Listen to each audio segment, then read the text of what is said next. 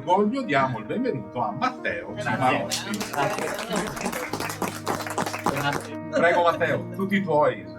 Bene, allora, benvenuti a Spilimbergo.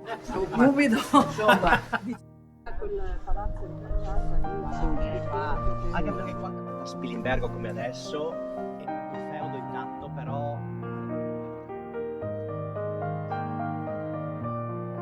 ama la chiesa di Santa Sabina. Sì.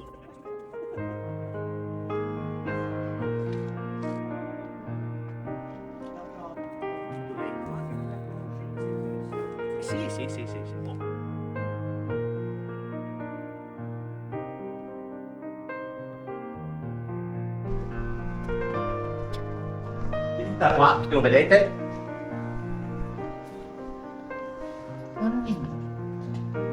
perché una volta non esisteva il metro. Palazzo Sì. storico e rientro.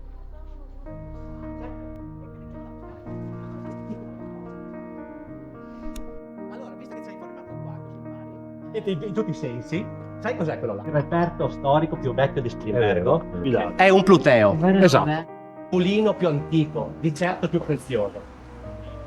Pensate che nel 1391 a Spilimbergo erano già funzionanti 6 muri.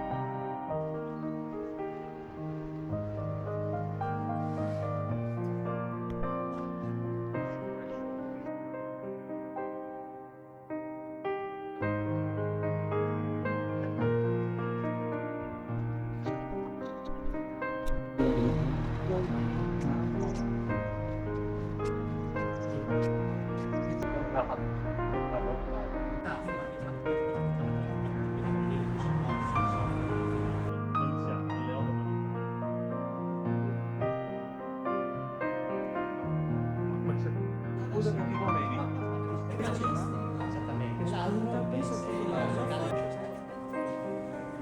I pellegrini ed era il primo embrione industriale.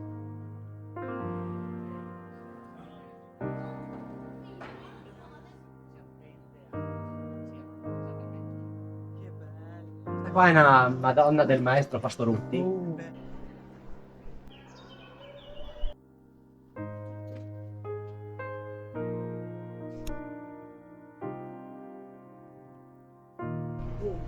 Sì. del presepe.